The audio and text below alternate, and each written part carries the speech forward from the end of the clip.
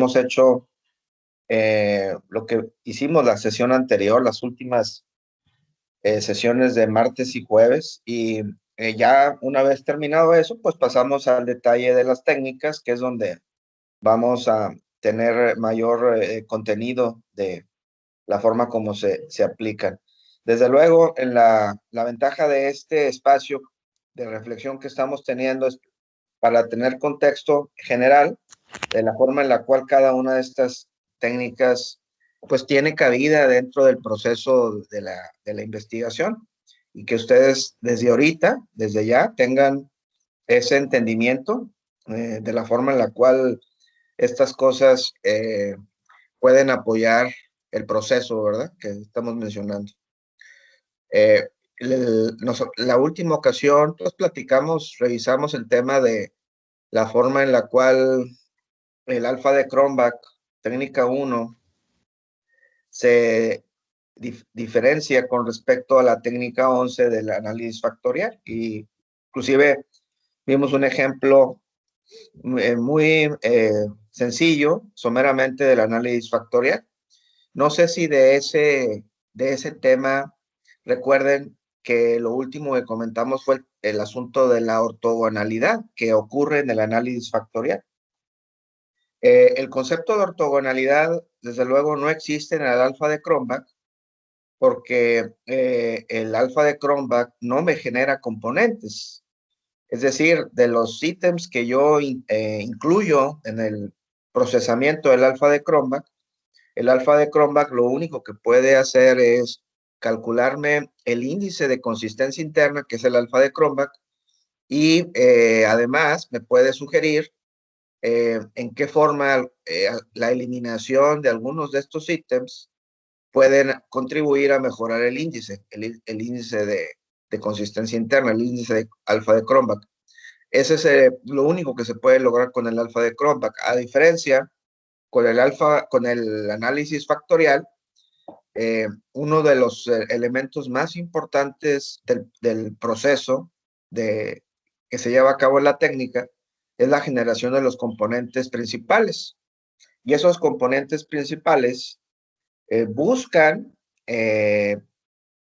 conglomerar, agrupar aquellos ítems que tengan alta correlación interna o consistencia interna y con ello poder reducir la cantidad de dimensiones de las cuales va a salir los componentes principales. Esta reducción de dimensiones no es otra cosa más que la cantidad de columnas, la cantidad de atributos que tengo yo a la salida del procedimiento cuando se compara con respecto a la entrada. Si en la entrada tengo 10 ítems y de esos 10 ítems obtengo 2 componentes principales o 3 componentes principales válidos, eso querría decir que estoy reduciendo la cantidad de dimensiones de 10, en este ejemplo, a 2 o a 3 dimensiones, porque tengo 3, me quedo con 3 componentes, con 3 dimensiones. Entonces, este procedimiento de reducción de dimensiones se lleva a cabo mediante una condición que se llama ortogonalidad. Y la ortogonalidad es exactamente lo contrario a la multicolinealidad. La multicolinealidad es digamos, una condición en la cual, de manera particular, cuando ocurre entre diferentes variables independientes, pues se dice que existe un problema, ¿verdad? Porque todas ellas están explicando en alguna medida, básicamente, el mismo problema, el mismo fenómeno, el mismo atributo, ¿verdad? En el caso de la ortogonalidad, más que un problema, es una condición, y esa condición es la que quiero que platiquemos ahorita, comentemos ahorita, que es algo que se logra o que ocurre al momento de que se van generando los componentes principales. Voy a adelantarme a donde está el ejemplo otra vez del análisis factorial que estábamos viendo en la última ocasión. Creo que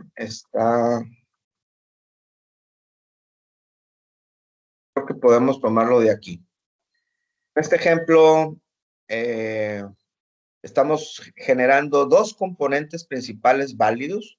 Los otros 4 que aparecen aquí, pues dijimos que son componentes que fueron obtenidos por la vía de pedirle al análisis factorial una cantidad de 6 componentes, pero que fácilmente se puede observar que estos últimos 4 componentes son componentes que no son válidos. No son válidos sobre la base de la integralidad que requiere un componente tener. Y la base de la integralidad es tener un eigenvalue que sea al menos igual a 1, mayor o igual a 1. Entonces, el ejercicio se hizo con 6 porque así fue como se indicó que se ejecutara, pero también ya dijimos que en lo habitual sería mucho mejor no incluir en esa opción dentro de la corrida que hagamos el análisis factorial y en su lugar dejar el default, y el default es que se generen tantos componentes como el valor unitario que se requiere mínimo del eigenvalue, que es el que les acabo de decir de 1. En este ejemplo, se generaron se generaron 6. Todos los 6 componentes son ortogonales, pero para el efecto de la explicación que quiero dar, voy a tomar los primeros 2. El hecho de que tengan una correlación igual a 0, el componente 1 y el componente 2, pues merece un comentario especial, ¿verdad? Y es ahí donde quiero pedir la opinión de ustedes para identificar si están entendiendo esta situación de la ortogonalidad. ¿Alguien me pudiera explicar desde su punto de vista cuáles son las ventajas y las desventajas de esa ortogonalidad? Pues yo podría tal vez repetir lo que está diciendo y a ver si me entendí un poco, doctor, que es pues lo que nos está diciendo que de hecho no sé si se dice octogonalidad o ortogonalidad, ¿es con R o con octo, doctor? Es con R, ortogonal. Ortogonal. Sí, Ortogonal. ortogonal y el otro es multicolineal, ¿verdad? Es multi o este es orto. Ok, en esta ortogonalidad, pues entonces lo que nos está diciendo es que tiene que ser superior a 1 para poder ser considerado, y lo que nos está diciendo... En realidad no, o sea, lo que estoy diciendo es de que el eigenvalue aquí generó 6 componentes, pero para efectos prácticos, nosotros solamente debiéramos considerar componentes con un eigenvalue que sea mayor o igual a la unidad, ¿verdad? Pero ese tópico de la selección de los componentes de acuerdo al eigenvalue, en realidad no tiene nada que ver con la ortogonalidad porque los seis componentes son ortogonales. Sí, ok. Entonces, centremos la pregunta sobre el tópico de la ortogonalidad sin importar el umbral unitario del eigenvalue, porque pues ya sabemos que en ese punto solamente tenemos 2 componentes válidos. Existen 6 componentes, pero en términos de validez, pues solamente son 2, ¿verdad? Los 6 son ortogonales, quiero decirles. Los 6 componentes son ortogonales y no generó un 7º componente ortogonal simplemente por la razón de que ya no es posible generar uno más, ¿verdad? Numéricamente ya no existe la posibilidad de generar otro componente ortogonal. ¿Por qué? Porque si yo quisiera intentar generar un componente ortogonal número 7, de alguna manera ese componente 7 tendría un grado de correlación con respecto a alguno de estos 6. Generar componentes ortogonales, que es la pregunta que estoy haciendo, tiene un beneficio, pero también tiene un pequeño defecto, ¿verdad? Que es el que estoy preguntando. ¿Cuáles son los beneficios y desventajas que puede haber de este concepto de ortogonalidad? Y sobre todo saber si están entendiendo bien estas propiedades a las que me refiero de ortogonalidad. Doctor, yo tengo una duda. Para yo darme cuenta que los componentes son ortogonales, ¿cómo yo puedo saber, basándome en esta tablita, me imagino? Yo pensé Eh, que eran ortogonales por el valor de la correlación, ¿no? sí, de hecho, la forma de comprobarlo, porque no es el propósito de esta tabla reflejar eso. El modo de comprobar la ortogonalidad de cualquier elemento, venga del análisis factorial o no venga del análisis factorial, por ejemplo, si viniera de las ecuaciones estructurales sería igual, es precisamente midiendo la correlación Pearson que hay entre cada uno de los componentes, una correlación bivariada. Al momento de que ustedes metan y midan las correlaciones bivariadas de esos componentes, en este caso 6 contra 6, se van a dar cuenta que en la diagonal van a tener puras correlaciones iguales a 1, obviamente porque la correlación de un elemento con respecto a sí mismo siempre va a ser 1, pero en todos los demás elementos de la tabla, absolutamente en todos los demás, vamos a tener valores de 0, 0 correlación. Eso es ortogonalidad. Entonces, la manera de comprobarlo, que no es necesario que lo comprueben, por cierto, pero usted lo está preguntando, Lorraine. Entonces, la forma de comprobarlo es precisamente a través de calcular las correlaciones Pearson que hay entre cada uno de ellos. No sé si quedó clara la respuesta. Sí, sí, quedó claro. Entonces, digo, yo creo que basándome ya en eso, la ventaja de que sean ortogonales sería que cada variable está como que explicando cosas diferentes, ¿no? Completamente diferentes, pero es al extremo, ¿verdad? Es completamente al extremo. El extremo es 0 correlación, lo cual es precisamente parte de la pregunta que yo les pregunto en relación a las desventajas, ¿verdad? Es que parecería que tener una correlación igual a 0, o sea, una propiedad de ortogonalidad, pues tiene muchos beneficios. Creo que esa parte es la más fácil de entender. La más fácil de entender es esa, porque, pues la verdad, si yo puedo reducir la cantidad de atributos que yo tengo a la entrada, en el ejemplo hipotético que yo daba eran 10 ítems, poderlos reducir a 2 componentes o a 3 componentes, o sea, 2 o 3 columnas, pues eso trae muchísimos beneficios. Esa parte quiero comprobar junto con ustedes si les queda claro el porqué de sus beneficios. Y es que usted dice, Lorraine, que me voy a asegurar de que cada uno de sus componentes midan cosas diferentes. Sí, sí, es cierto. Bueno, ¿y eso qué beneficio tiene? ¿Verdad? Claro. ¿Cuál es el beneficio de eso?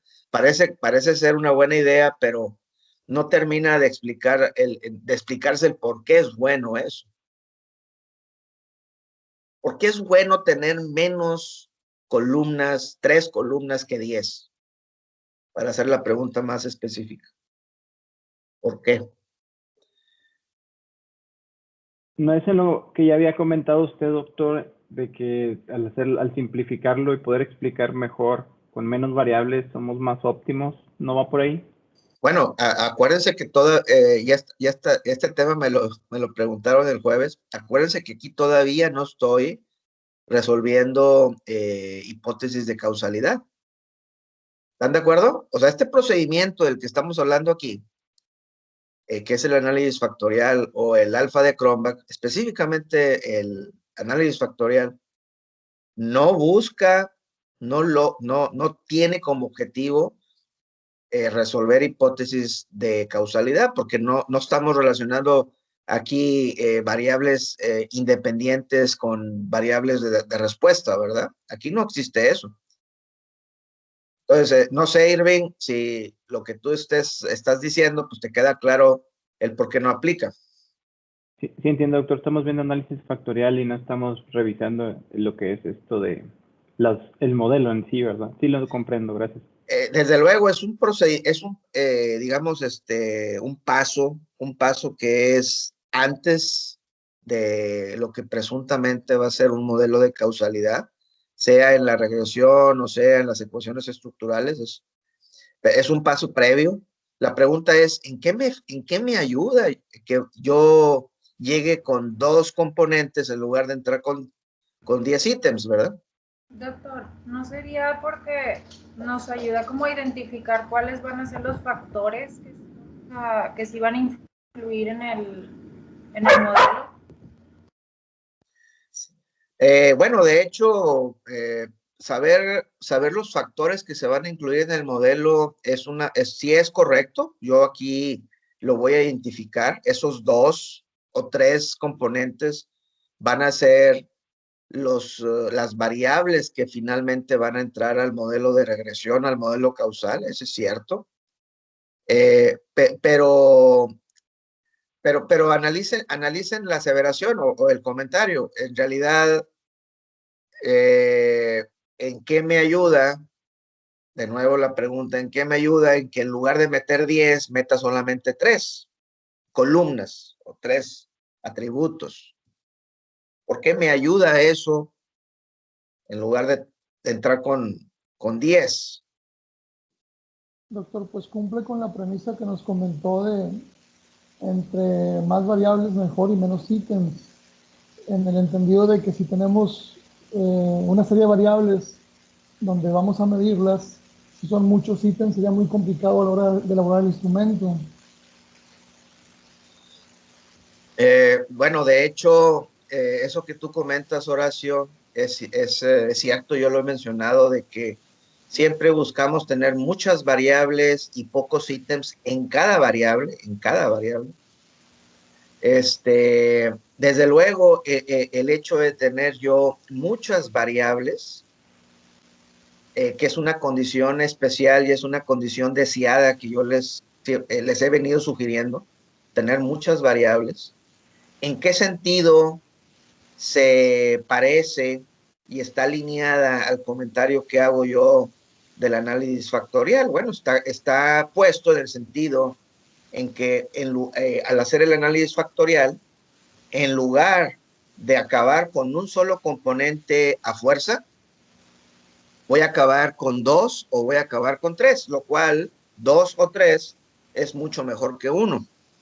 Si yo hiciera este procedimiento en forma análoga, usando pesos en el alfa de Cronbach, yo acabaría con un solo componente. ¿Están de acuerdo? Con un solo elemento. Todos los demás ítems, el alfa de Cronbach me los va a cepillar o me los va a eliminar. En cambio, en el análisis factorial voy a acabar con 2 o voy a acabar con 3. Y a mí me gusta más entrar a la regresión con 2 o con 3 constructos, variables. Es mejor eso que entrar con 1, comparándolo contra el alfa de Cronbach, ¿verdad? Pero más bien aquí la pregunta que yo les estoy haciendo es en el sentido inverso. ¿Por qué no intentaría yo, en lugar de entrar a la regresión, entrar con 10 ítems completamente abiertos, completamente desagrupados, o sea, que no están agrupados en ningún componente, ninguna variable? ¿No sería mejor entrar con 10 ítems a la regresión en lugar de entrar con 2 o 3 componentes principales? Y es ahí en donde está la pregunta que les estoy haciendo. ¿Por qué es la ventaja de usar análisis factorial? Porque la alternativa sería usar alfa de Cronbach. Ya creo que en esa parte ya nos quedó claro todos que es muy clara las ventajas del análisis factorial. Es mejor 2 o 3 componentes que 1. Pero entonces la otra alternativa es en la regresión usar directamente los 10 ítems. Desde luego, esto que estoy comentando yo no es muy ortodoxo. Yo sé que es raro utilizar los ítems crudos directamente en la regresión, pero en forma definitiva yo les puedo decir que no hay nada que lo impida. Entonces queda la pregunta. La pregunta es, porque es mejor usar el análisis factorial, 2 o 3 componentes, en lugar de los 10 ítems abiertos. Doctor, pues yo tengo un comentario, pero no sé si estoy repitiendo lo mismo que habíamos repetido, tal vez sí. Pues es que si yo tengo los 10 ítems, ¿por qué corre una regresión con los 10? Pues porque, como lo mencionamos ahorita, algunos de ellos están altamente correlacionados y están midiendo lo mismo, entonces pues hay que agruparlos en ese sentido. Esa es mi perspectiva. Es correcto, es correcto. El darle a la regresión, el trabajo de buscar encontrar y buscar resolver los problemas de multicolinealidad en el proceso, si es posible, puede lograr que esos 10 ítems los reduzca y genere solamente aquellos, proponga solamente aquellos que cumplen los criterios de multicolinealidad. Pero no hay duda de que la regresión no es el procedimiento ideal para eliminar el problema de multicolinealidad. Si yo lo que quiero es que lo resuelva en forma eficiente y lograr que esos ítems se aprovechen en la mejor forma posible para que se combinen, entonces el análisis factorial es un procedimiento mucho mejor. El análisis de regresión no los va a combinar. El análisis de regresión va a identificar el problema y en cierta medida, en forma arbitraria, va a decidir con cuáles ítems de los 10 va a quedarse. Y todo lo demás, todos los demás 7 ítems los va a tronar, los va completamente a sacar en forma arbitraria, ¿sí?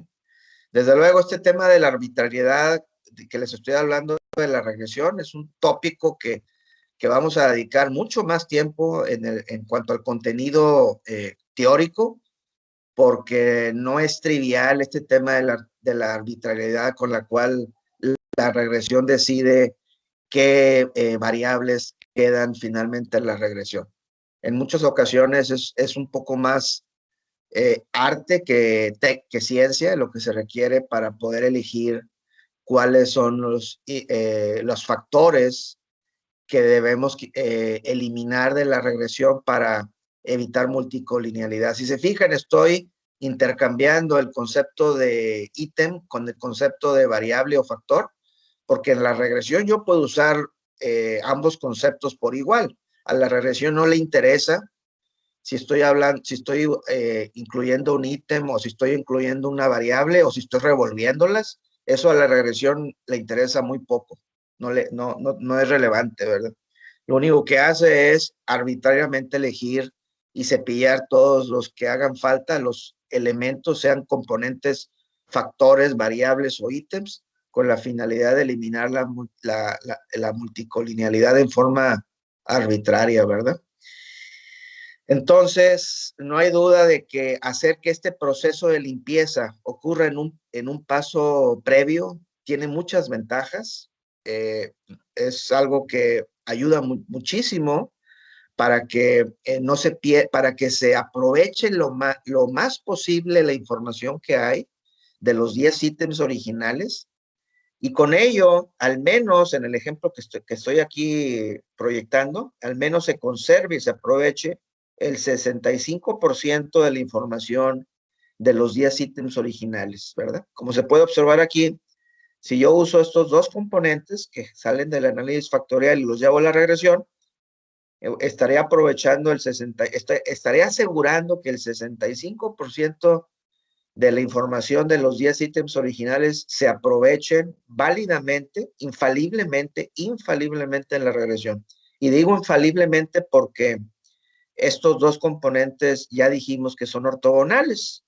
Entonces, la regresión no va a poder decirme que hay problema de multicolinealidad. De hecho, es prácticamente un hecho de que el problema de multicolinealidad ya desde aquí ya está resuelto. Ya en la regresión eso ya no va a existir hacia abajo.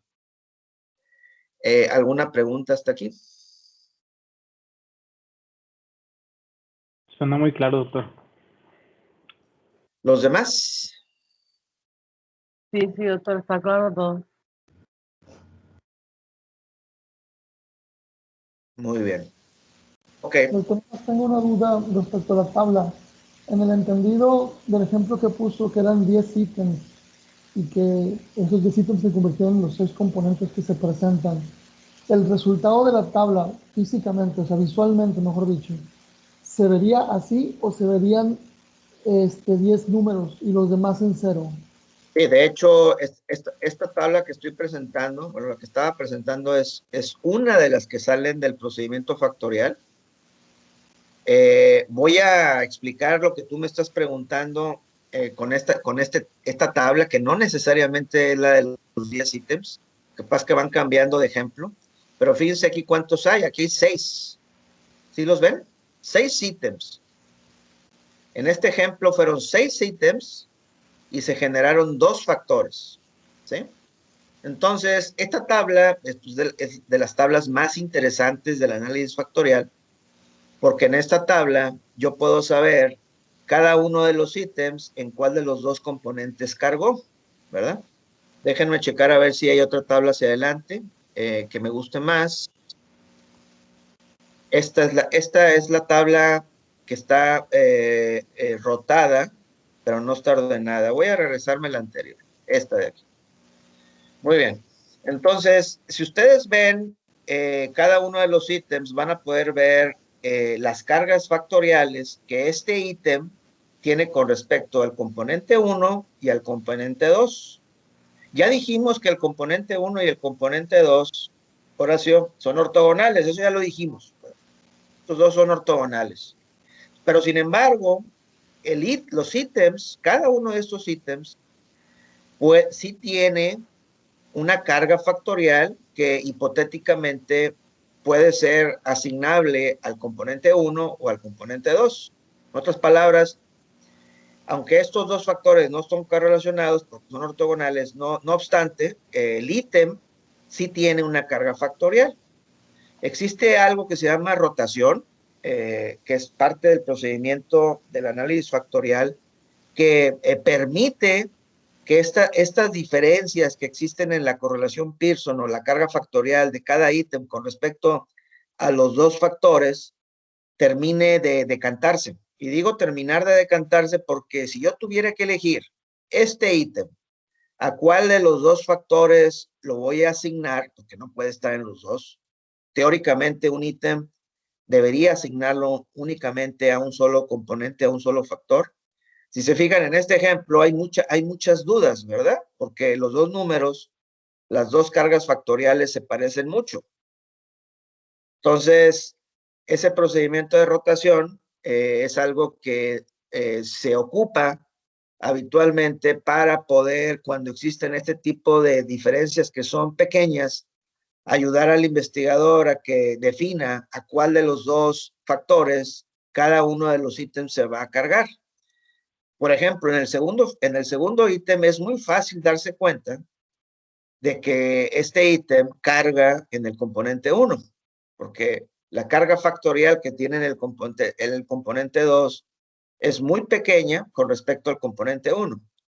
Y lo mismo sucede para el resto de los casos, ¿verdad? Creo que en todos los casos más o menos está bastante claro en cuál de los dos factores cada uno de los ítems debe cargar, excepto en el ítem 1. En el ítem 1 existe pues una duda razonable porque están bastante cercanos los dos. Pero no sé si sea esta la pregunta que tú hacías hace rato, Horacio, de saber del análisis factorial qué otra información, aparte de las varianzas extraídas que veíamos aquí, estas son las varianzas extraídas, ¿qué otra información me da el análisis factorial? Bueno, la otra información importante que me da aparte de los componentes y las varianzas extraídas, pues es definitivamente las cargas factoriales de cada uno de los ítems que me permite a mí como investigador fácilmente decidir en cuál de los componentes carga cada ítem. ¿Esa es la pregunta, Horacio? Sí, de alguna forma sí, doctor. Lo que veo yo en este caso en particular, al menos como ejemplo, no sé si estoy de acuerdo, pero yo concluyo que ahí hubieron 6 ítems. No hubieron 10, hubieron 6, ¿verdad? Definitivo, en este ejemplo no son 10. Si hubieran sido 10, Horacio, aquí aparecerían todos los 10. Esa donde quería ir, o sea, visualmente cómo se reflejaría la tabla, ¿verdad? Sí, ustedes en la tabla van a tener tantos ítems como a la entrada hayan incluido, y van a tener tantos factores como factores hayan generado, ¿verdad? Con eigenvalues arriba de 1. Perfecto, gracias. Y en el cuerpo de la matriz van a tener las cargas factoriales. Y esas cargas factoriales, decía hace rato, que conviene que estén rotadas. Lo vamos a ver ya cuando veamos el procedimiento de forma específica. Que estén rotadas para facilitar la inspección de las diferencias de cargas factoriales que haya para fácilmente decidir cada ítem en qué factor va a cargar, ¿verdad? ¿Estamos de acuerdo? Aquí, si se fijan, esta tabla todavía no está rotada. Es mi modo de ver, porque precisamente aquí está pues bastante en duda, ¿verdad? Esta situación de a cuál de los dos va a cargar este ítem. Bueno, entonces, ya dijimos el tema de los beneficios del análisis factorial como un procedimiento ad hoc en relación a la regresión. Un procedimiento antes de la regresión, antes de. No hay duda de sus beneficios, creo que están claros, y me queda ahora solamente preguntar cuál es la desventaja que ustedes ven en este procedimiento en el sentido de que sea rigurosamente ortogonal.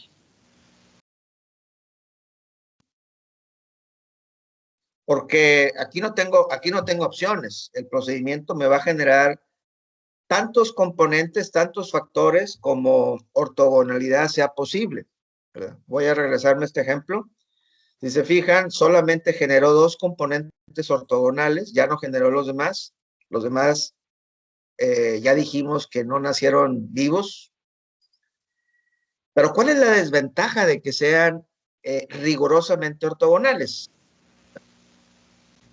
Doctor, yo creo que, digo, no sé si está bien o no, pero usted nos había dicho que para que fueran ortogonales la correlación tenía que ser exactamente 0. Entonces yo creo que a lo mejor hay algunos que tienen una pequeña correlación y ya no los está teniendo en cuenta para, para la regresión, porque no son exactamente 0.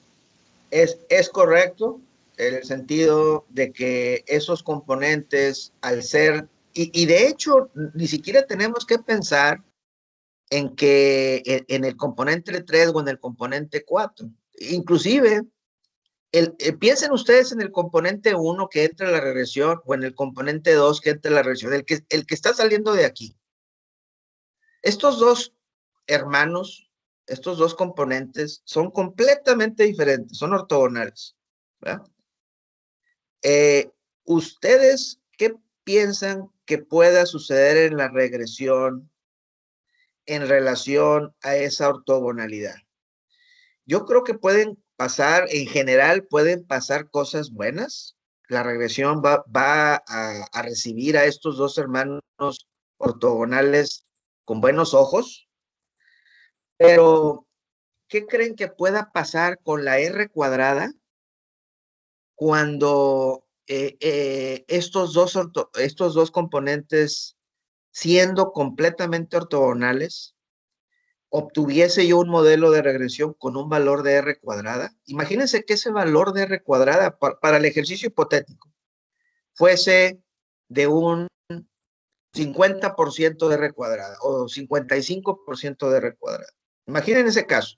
Estos dos componentes son ortogonales y en la regresión obtuve un modelo con una R cuadrada del 55. ¿Qué creen que pasaría? Y aquí voy a hablar de, por ejemplo, lo que ocurre si yo, al momento de generar los componentes, permitiera, limitara, restringiera el tema de la multicolinealidad, pero no hasta el extremo de la ortogonalidad, ¿qué creen que podría pasar con la R cuadrada?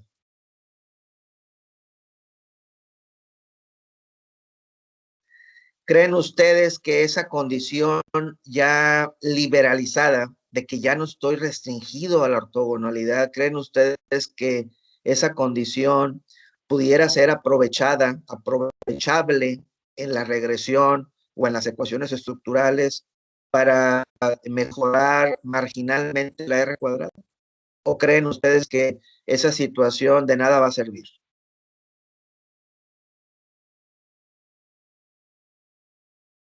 Doctor, ahí yo me empiezo a perder porque me falta como que más entendimiento sobre la regresión, pero así Sí. está ahí con lo que tenemos. Yo entiendo que si tenemos una R cuadrada alta, podría existir la multicolinealidad y hasta ahí llego, doctor, no sé, estoy tratando de entender lo que está preguntando. La R cuadrada alta no necesariamente es indicios de multicolinealidad, Irving.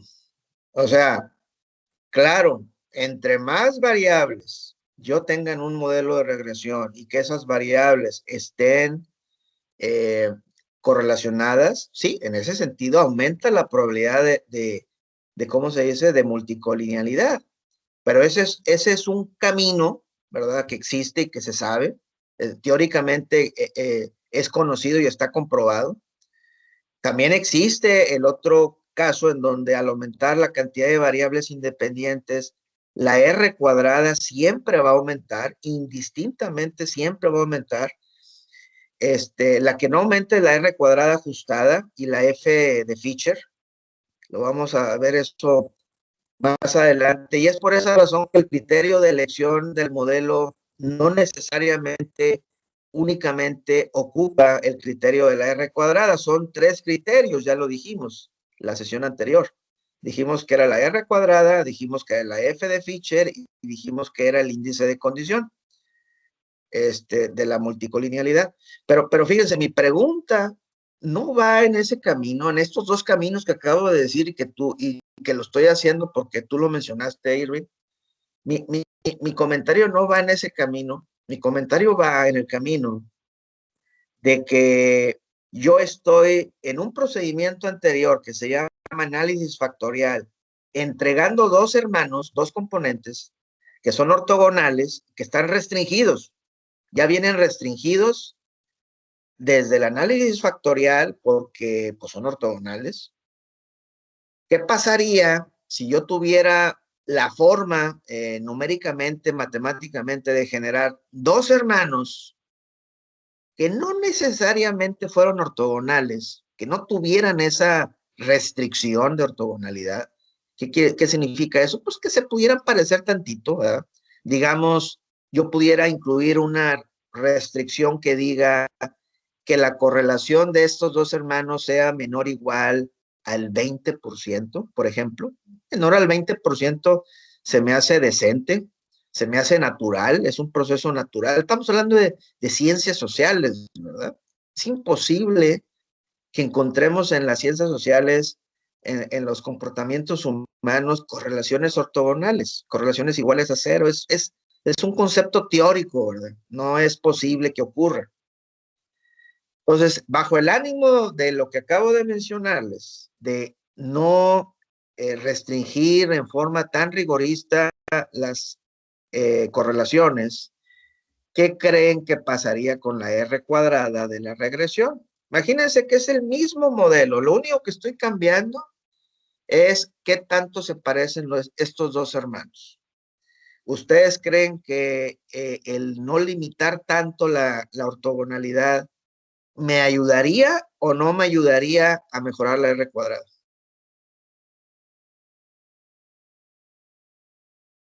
Yo creo que la mejoraría, doctor.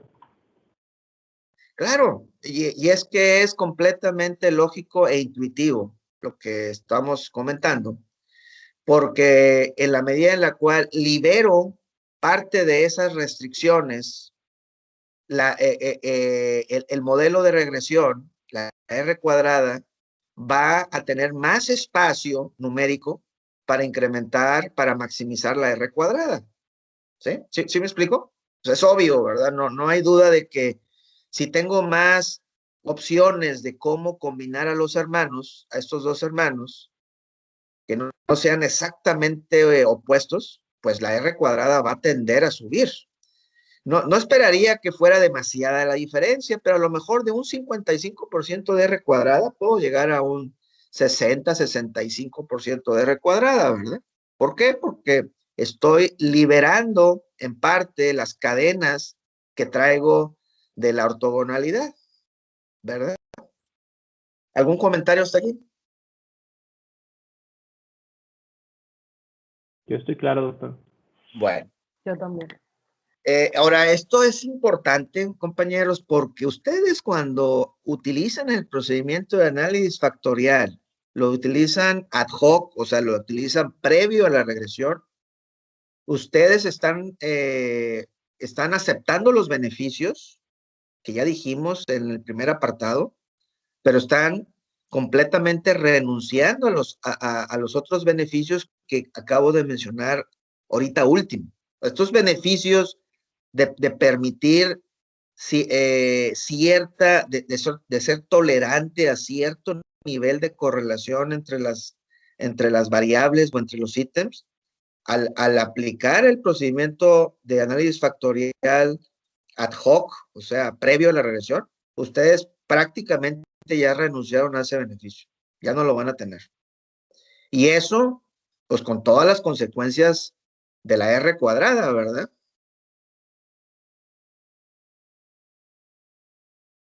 Doctor, un comentario, paréntesis. A mí como ingeniero me cuesta mucho eso que menciona de que en las ciencias sociales como seres humanos y nuestra condición humana no nos debería permitir ese 20% de similitud entre las variables. Entonces, yo como ingeniero me quedo pensando y las dudas que me empieza a generar es, ok, pero ¿permito el 20%? ¿No lo permito? Yo sé que me podría decir que depende de la situación, pero finalmente tomo una decisión y voy a ir a mi comité y tengo que justificar mi decisión y ahí diría yo, ¿y quién soy yo para decir que sí me permití determinada nivel de correlación entre las variables? No sé si me va a entender. No, claro, pero pues la respuesta es muy sencilla, Irving. Si tú no te vas con el procedimiento del análisis factorial y decides irte por la libre sería, voy a llegar al extremo, meter crudamente todos los 10 ítems. Ese es el extremo, ¿verdad? Obviamente entre estos dos extremos hay muchas combinaciones, pero para la explicación voy a irme usando el extremo, que son usar los 10 ítems crudamente. Lo que va a suceder es que en la regresión decíamos que voy a tener ahí dos métricas para poder medir y controlar lo que la regresión va a estar eligiendo arbitrariamente de los ítems para saber cuáles mete y cuáles saca. No sé si recuerdan cuáles son. Son dos. Uno es la multicolinealidad a nivel modelo y la otra es la multicolinealidad a nivel variable. La multicolinealidad a nivel modelo es el índice de condición y la otra es, se llama el índice de inflación de varianza, el factor de inflación de varianza.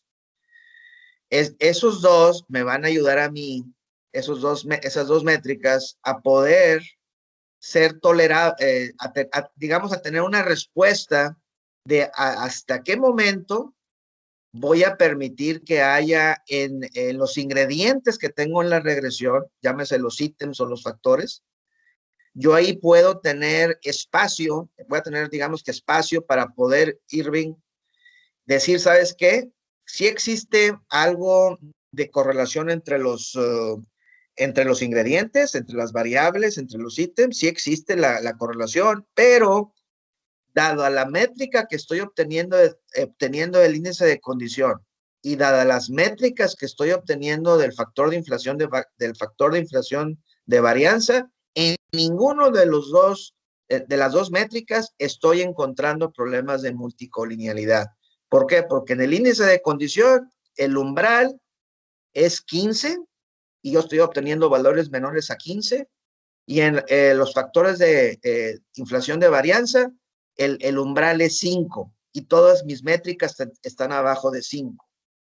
Entonces, si se fijan,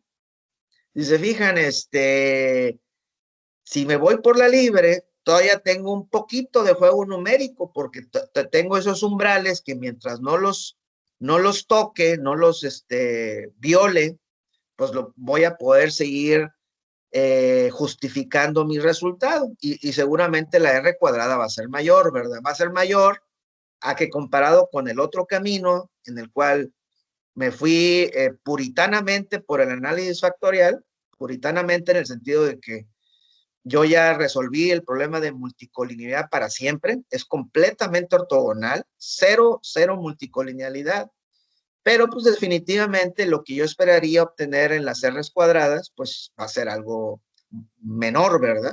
Voy a tener que conformarme con una R cuadrada menor.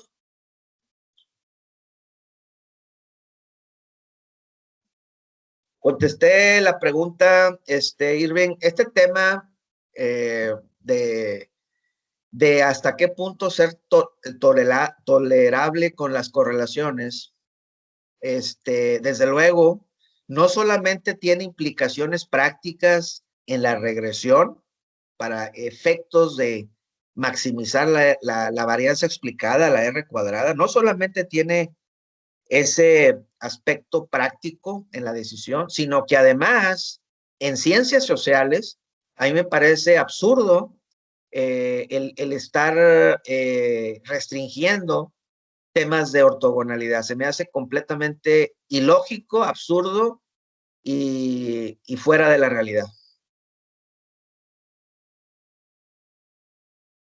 Muy bien, doctor. De hecho, creo que ese último comentario me hizo que me quedara todo más claro.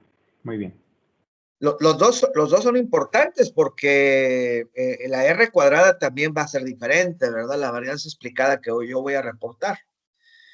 No hay duda, el modelo que salga con el camino 1 usando el análisis factorial va a ser un modelo muy limpio, muy extremadamente limpio, pero tan limpio que la R cuadrada va a estar suboptimizada, va a estar por abajo de lo que podría haber sido, pero es muy limpio.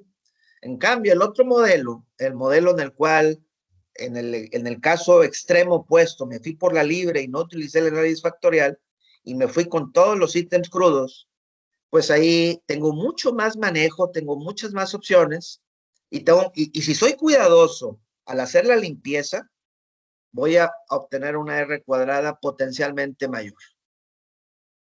Díganme a quién de ustedes no le gustaría acabar con una tesis en la cual reporten una varianza explicada mayor en su proyecto. Yo que a todo el mundo, ¿no? Sí, doctor. Adelante. Sí. Entonces, según lo que yo entendí, sería mejor ir directo a la regresión. No, yo no dije eso. Yo no dije eso. Yo lo que les estoy ahorita explicando es todas las opciones que tienen ustedes disponibles. A mí en lo particular me gusta mucho hacer análisis de factorial para reducir dimensiones y hacer limpieza y economizar todo. O sea, es algo que es útil, pero yo nunca renuncio a todas mis cartas. Siempre que tengo un problema, Lorraine, dependiendo de las dificultades que yo encuentro en los datos, yo elijo qué cartas jugar, ¿verdad? No sé si estoy siendo claro y quisiera que eso ustedes 8 lo sepan. Esa es mi filosofía siempre. Yo siempre voy a jugar a ganar. Yo no soy dogmático, de ninguna manera soy dogmático. Y tan es así que ya les hablé de los evangelios apócrifos, ¿verdad? Que son del 14 en adelante. Entonces la recomendación sería, doctor, elaborar ambos cálculos y evaluar cuándo sirve más. Yo creo que en forma, lo que tú dices, Horacio, es cierto, o sea, pero más importante que estar haciéndolo a prueba y error, Horacio, es que ustedes estén al tanto de las opciones, ¿verdad? Que conozcan las vías, que conozcan las cosas buenas y las cosas malas, los retos o los beneficios que van a tener en cada camino, en cada vía, y que estén al tanto de cómo poder resolver las problemáticas que se vayan enfrentando, ¿verdad? Sí, el hacer las cosas, ahora sí que probar todas las combinaciones y las opciones, Horacio, pues parecería ser, digamos que un camino válido, desde luego va a ser laborioso, y es por esa razón que más que sugerirles yo eso que tú acabas de mencionar, más que eso es que ustedes estén conscientes de todas las opciones disponibles.